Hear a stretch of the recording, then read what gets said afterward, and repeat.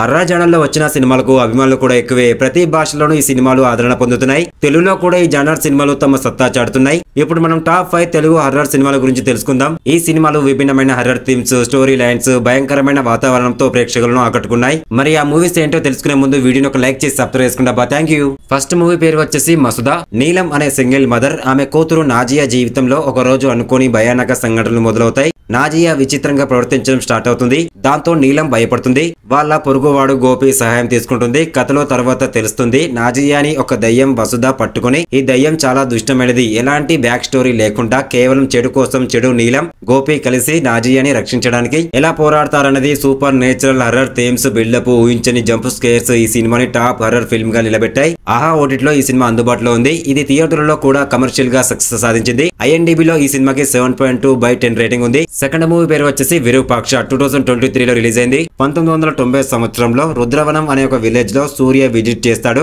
అక్కడ వరుసగా మర్మమైన మరణాలు జరుగుతుంటాయి. ఈ డెత్స్ వెనుక బ్లాక్ మ్యాజిక్, గ్రామంలో దాగి ఉన్న ఒక రహస్యం ఉందని తెలుస్తుంది. సూర్య తన స్నేహితురాలు సహాయంతో ఈ రహస్యాన్ని ఛేదించి గ్రామాన్ని రక్షించడానికి పోరాడతాడు. కథలో డార్క్, రిచువల్స్, ఒక దయ్యం, ఊహించిన టెస్టులు ఉంటాయి. నెట్ఫ్లిక్స్, ఆహా ఓటీటీలో ఈ సినిమా అందుబాటులో ఉంది. ఇది కమర్షియల్ గా కూడా హిట్ అయింది. IMDbలో ఈ సినిమాకి 7.1/10 రేటింగ్ ఉంది. థర్డ్ మూవీ పేరు వచ్చేసి పిండం. 1930 సంవత్సరంలో నల్గొండలోని ఒక ఇంట్లో జరిగిన నిజ సంఘటన ఆధారంగా ఈ సినిమా తెరకెక్కింది. నాజియా అనే అమ్మాయి శరీరంలోకి ఒక దయ్యం ప్రవేశిస్తుంది.